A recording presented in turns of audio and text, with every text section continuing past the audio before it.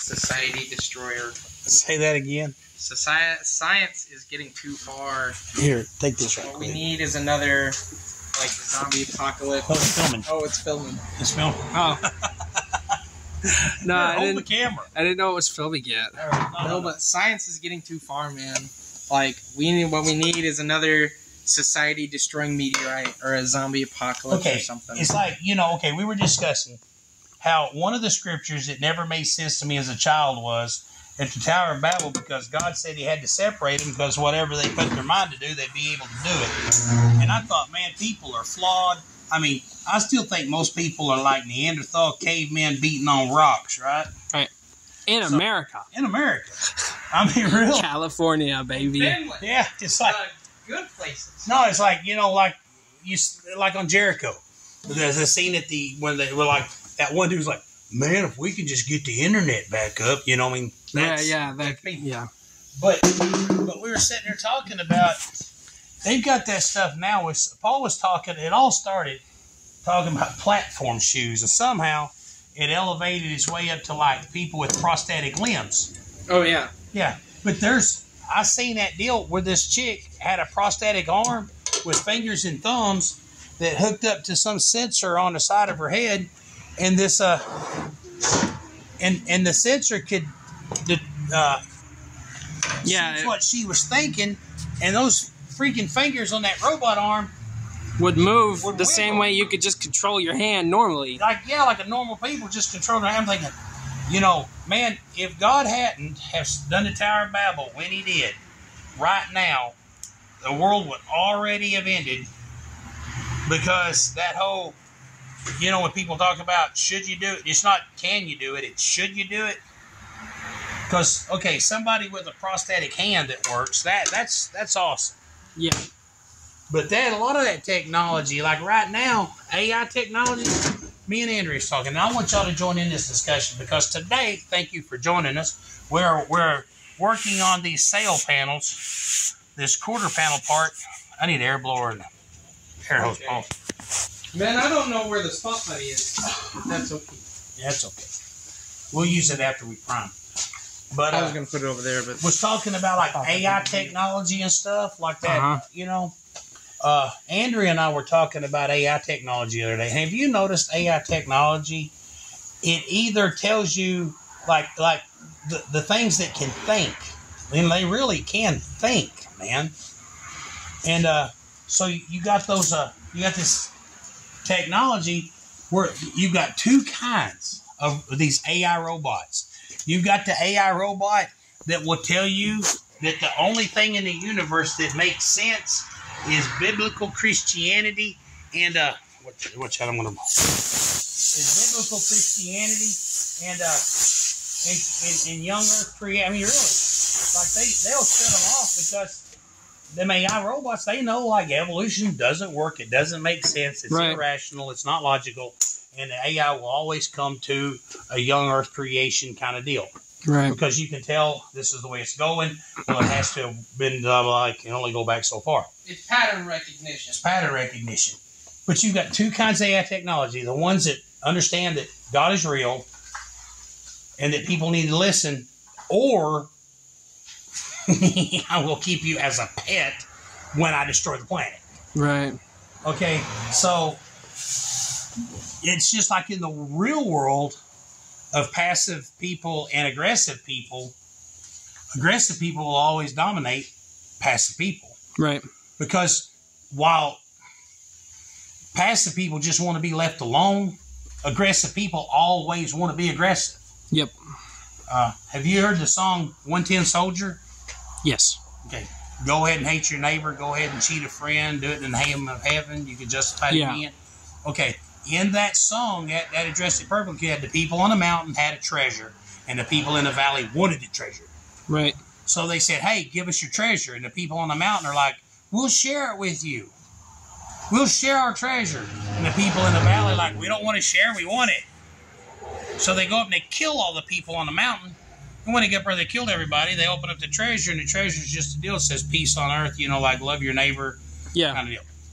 That's real. Yeah, no. this is what people are like. That's what people are like. Yep. Especially people in the government. Well, people in power. Don't tell them I said that. Oh, don't tell them I said that. Don't tell the government we don't trust them. But that's what people, and us. And I know I'm rambling, but I read a book once and it talked about the history of Russia. Man, Russia has more natural resources than almost any geographical area on the planet. Right. They have the largest collection. They have the largest amount of population living in abstract poverty. I mean, like people making rock soup, and trying to eat moss and stuff. I mean, people in Russia starved to death. Right. Okay, for centuries, the people in Russia were starving to death because there was the haves and the have-nots. Mm-hmm. And one day, they got a president, they got a dictator, and he was like, let's open up ownership of property. Mm-hmm. So for the first time with people, in the history of people in Russia, they had a government that allowed the citizens to own property. When those citizens own that property, I love loud pipes. I tell myself that, right? Yeah. Because I don't want to be that old guy. Every kids need to shut them pipes up. But no, anyway, so they allowed the people. Hey, should I use 80 or 180? 80. But anyway, so they allowed the people to own property. And when the people own property, their prosperity in the nation just exploded. I mean, the prosperity exploded. People started producing more because they could take pride in what they owned, right? Mm-hmm. And within a very short period of time, Russia went from living in the Stone Ages, which they actually did live in the Stone Ages in recent history. The people in Russia were living in the Stone Ages. Yeah, this was like the 1800s. Yeah, this was 1800s. To within just a matter of years, they had the largest. They bought another country. Right. See, Russia was landlocked. Mm. Russia bought a country. They didn't overtake it. They didn't invade it. They just bought it. Hey guys, you sell us your country and you can be part of us. And well, at the time, anybody in the world would have sold their country to Russia because team. They were the biggest, fastest growing economic system on the planet. It would have been like expert stock trading. Like, of course, if Russia plans to buy you. Yeah. But what was his name? Ivan the Terrible? I don't know if it was him, but it was one of those. Yeah, I think it was. Anyway, he was the one that allowed people, I believe, he was the one that allowed people on. Anyway, whoever was in charge, all of a sudden his wife died, and he became manically depressed and just went in his room. Now, here's what happened, though. The haves and the have-nots. The have-nots were suddenly allowed to have, right? Right. Okay, when the have-nots were allowed to have, they didn't have as much as the haves. The elitists, the farmers never going to have as much as the man that owns the government. He just isn't. Right. But they were allowed to own, so the prosperity came. And when that president dude's wife died and everybody got, he got sick and he just kind of depressed and went to bed, all of a sudden, the haves, the elites, they looked at the prosperity of the average person and they got eat up with jealousy, and they passed laws forbidding people to own land and confiscated everybody's farms. The rich people confiscated the country. As soon as they did, they plummeted Russia back into the Stone Ages. The economy collapsed, and within just a matter of years, once again, they're eating moss and drinking rock soup, right? Right.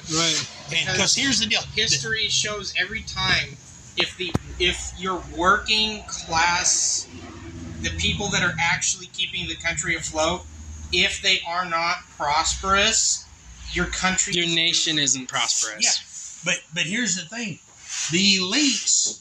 Now, and this is what's wrong in America.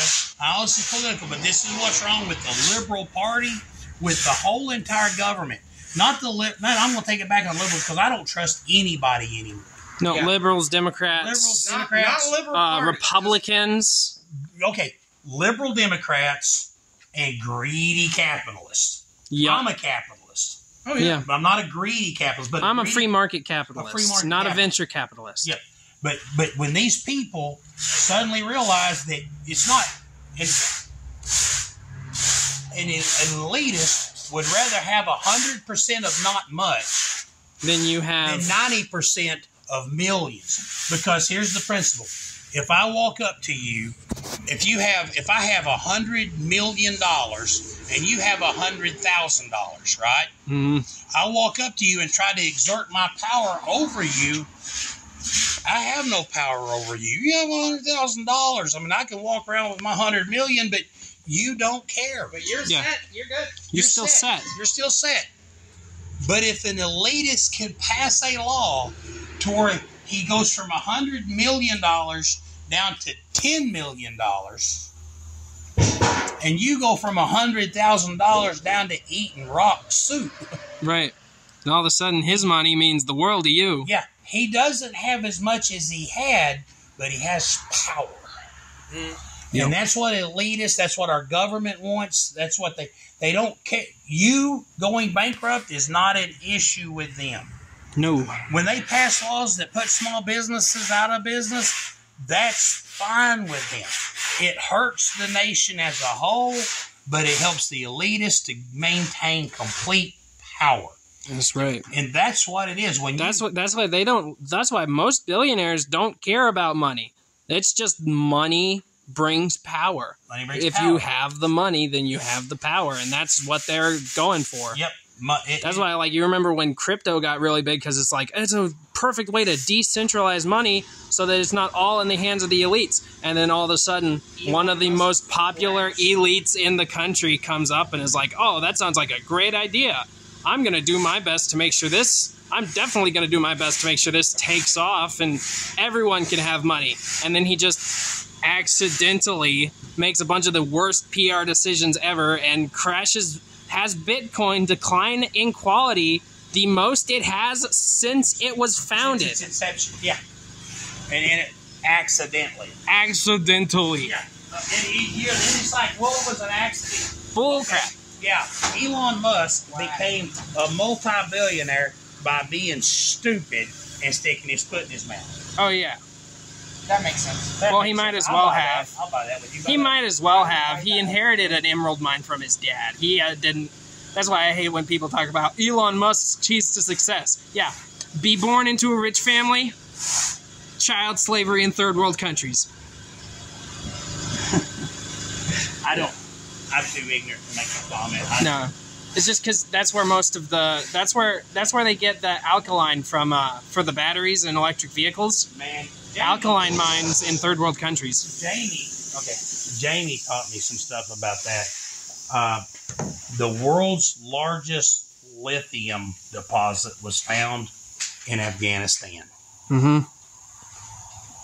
As soon as that was found in Afghanistan, the United States pulled the military out, leaving $6 billion worth of military stuff there. Tanks, planes, lots of guns and lots of bullets. And, I mean, it's like, it's almost like when they found oil on the Indian Reserve, so they go kill all the natives. Yeah. You know, it's almost like that. You know, it's like all of a sudden you find out that not only is Afghanistan, got a lot of oil, but they got the world's largest lithium deposit, and we pull out, and all those, and now China's over there mining lithium with slave. I mean, it's all, But the thing is, and I guess this is why, like that sermon that I preached Sunday, there's people that are so far down that the only thing they can do is look up. And this is why elitists think that religion was invented by poor people, was because poor people see a final judgment coming. Right.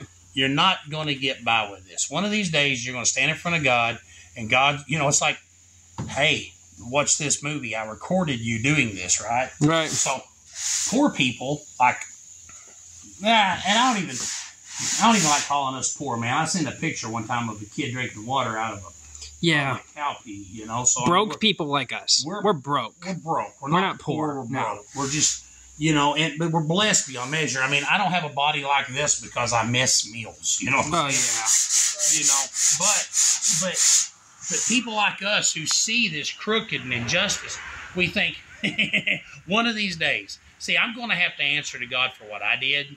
Right. But I've never paid off my government to keep laws from being in place that force slavery to not be. Yeah. I've never paid a group of people to go kidnap children and sell force the them little to girls into sex slavery and sell the little boys to go mine lithium. Right. So we know, you know, it's kind of like I'm going to take a spanking for the average typical American male sins. Right. But I know I'm going to enjoy watching these people. I watched a video about how those people in Netflix, watch it, it's called Exposed, about how these people killed 6 kids and one dude setting a carnival ride on fire so that they could get it closed down and get a bid take on the land. Take the land. So these people died, and they got by with it. I mean, there was never any justice, and all the people that are guilty died of old age and you know, their liver cirrhosis crap. But so you think they went without getting? They got by with it? No, they didn't. Yeah, if you're an atheist, you think they got by with it. If you're an atheist, you think they got by with it. But if you're a believer in God, you know that they went like they open their eyes. They stand in the throne room of God, and there's crap! They had spiritual poo-poo running down their spiritual legs. And then there's St. Peter like, you've been busy, huh? Yeah, Peter's sitting there going, you gonna get what you got coming. You know, but like I said, that's why I also preach Sunday, we should never rejoice when a sinner receives your just reward, because we all deserve that too. Yeah. You know, no one, like, the whole thing is like, oh, no one's perfect. It's like, that's the problem. There's not a single person that is good. But with you saying that, have you ever noticed the only people that say, well, I'm only human and nobody's perfect, are the people that are trying to justify some bullcrap thing they're trying to get by with? Oh, yeah, no, not me, man. I'm saved by the grace of God, and I need every ounce of it I can get. But I will never say, well, I'm only human. No. People will say, I'm only human to justify acting like an animal. Right. You know? Well, how about this Roadrunner, guys? The conversation got a little deep, heavy-handed.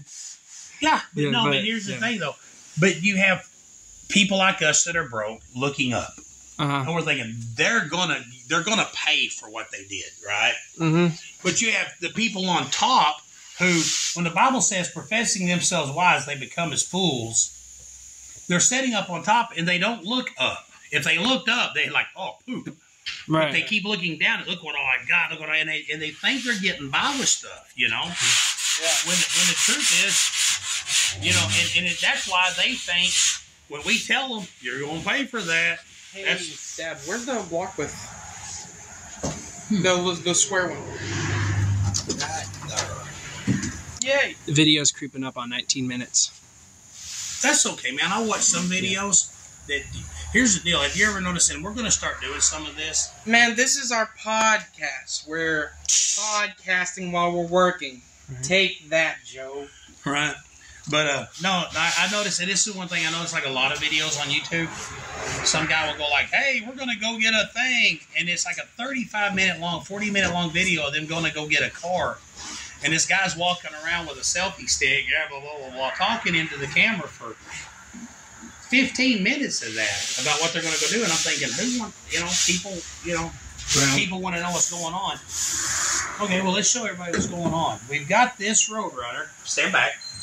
Come over here, because this side's got a mag wheel. Looks a lot better. Yeah. This other side has the dinky-looking stock wheel. Yes. We've got the doors jammed out, the bottom of the hood jammed out. The inside of the trunk is done, but it's full of Bondo dust. That's going to take a while to clean. Yeah, we're going to have to clean that out. Now, this is parts for Samuel's Charger. We're going to make another video after a while of putting ball joints. We're going to go get a new ball joint for this. Man, here's the thing. That part right there is... I think Sam said they found ones over $400 for that. Go to Pick and Pull. costs $2 to walk in. Yeah. There's a place in Jonesboro called You Pull, You Save. Right. Yeah, I paid $4 for me and Tony both go in. Paid $35 for that. And the reason it was joking. no, $35. It would have been $20, but it comes with the bearing. Right. You know, so, and it was like all of the lug nuts too for another $5. Anyway, that was $35. Hey, how much you want for that with the lug nuts? And finally, he's like, "Man, will you give me $40 for everything?" And I'm like, "Man, yeah, right." Okay. No, don't take that much from me. Right. So we've got the body now. See the green? I want to show you the green. The green is basically so we know what it. You know, what it's that's going to look like when we're done. yeah. That This is like kind of just a short, very thin spray-on coat to give us an idea of what yeah. the finished But here's the thing: product will look so like. many times when you paint a car, you think you've got it perfect. Mm-hmm. You think it's perfect. I got it perfect. So you paint it. And you start finding little bitty flaws. Yeah. Right. Color comes up better on camera on Like, this okay. panel. Come over here. It looks more nasty on camera here. Like the other day, one of the reasons we painted it so early is because, Find the boo boos. yeah, to find these boo-boos. I don't know if the camera can pick that up. There's a pinhole right there. It sees it. And we would not have been able to find that if It was in primer. If it was just in primer. Yeah, if we would have painted it with base coat, clear coat, then you got The pinhole would have went. $400 gallon of clear coat. Yeah, pinhole would have on been- top of this Pinhole on top pinhole. of a pinhole. So now that's going to, and you'll notice like on this too, we got, and when we painted it, and I'm not trying to brag, there weren't a lot of flaws. Matter of fact, the only thing I found on this whole fender was over here. There's a little ripple right here. A little, so that's going to get blocked out. And it'll block out. It'll block out. Yeah. So that's all we found there. There was a little bitty mess up in these aftermarket panels. You got to build everything. So Yeah. we had to fix that. So now we're getting the top of these quarter panels. Okay, now this, we sprayed these.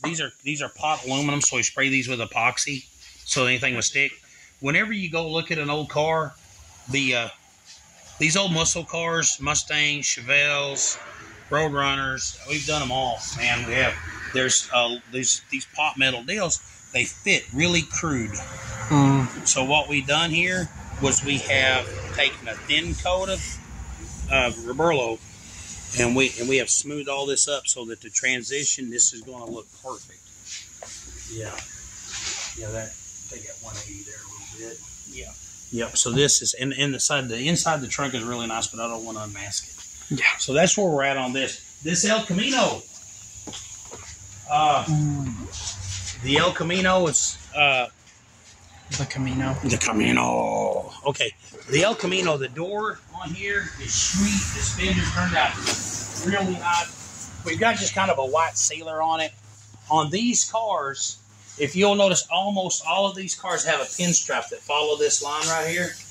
And the reason they follow this line is, what is this? This is 6 foot 2 inches. 'Cause that's how tall I am. That's his wingspan. That's my wingspan. You've got a line right here that is 6 foot 2 inches that is narrow here. It widens out as it gets there. You have to make that transition from here to here. And if you paint it, if it ain't right, it shows that fast. So this is taking a little bit to get this. Ooh. Yeah, and but right now it looks really good. We're gonna guide coat it, block it. Might guide coat it and block it again. But we got the new starter put on it. Got the motor covered up right now. This is a 383 stroker aluminum head big cam. I think he said it dynoed at like 525 horsepower. 525 Yikes. horsepower, and he's got a 10-bolt rear end in there with over 200,000 miles. That does sound like a good combination. I mean, as long as he puts his street tires on it, this is going to leave one long black mark. But the day he puts something sticky on it, That thing's going to drop out. explode. I've done that before. Right. Yeah. That's But, yeah, anyway, let me see the camera right quick. That is where we're at today. Yep. thank y'all for joining us. Yeah, we're fixing to go. Me and Paul's fixing to go get some lunch at KFC, and we're gonna get a little bit of supplies, and y'all get a little bit closer. There you go. So anyway, we're gonna get the ball joint. We're gonna make another video later of us putting a ball joint in Samuel's Charger, and we're gonna put that. Hopefully, we'll be out driving it soon. Yep. All right. Cool. Hey man, if you enjoy just hanging out with us. We talk politics, religion, and hot rods.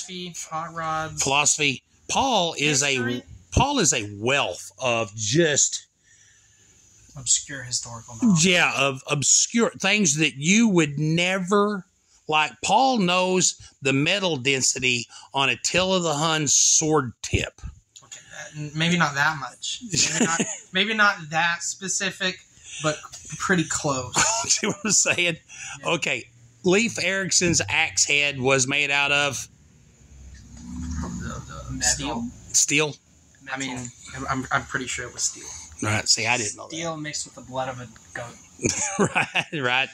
Yeah, with the hair of a barber. I forgot who Leif Erikson was. The Viking. Oh, yeah. It was steel then. It was steel, right? It would have been steel. It would have been steel hundreds of years before it was discovered. Right. They accidentally made steel because they would make weapons out of... They would make weapons, and when they melted all the metal, they would pour in animal blood to infuse the weapon with the spirit of the animal. No, it was bones. Yeah, they used iron. The reason they used bones is see, I told you so. They put the spirits of the animals in it, and the other. But what they were unknowingly doing was adding the carbon. Yeah, they were adding calcium. They were adding in a bone. Everything you need to put into iron to make steel. They were putting that in, and by using bones on accident. So that's one of the reasons they were so successful is because they had the toughest weapons in. Yeah, they thought that it was working too. They thought it actually was infusing their weapons with animal spirit. Right. It was just making better metal. Yeah, it was just making better metal. They had no idea. Carbon steel. Yes, yeah. Right on. See, I didn't know that. That's pretty awesome. But you can learn anything here, right? Yes. Yeah. Okay. Thank y'all for joining us. Click like and subscribe. Share this channel with your friends. And, help us buy baby a new pair of shoes. Yep. God bless you. Have a good night.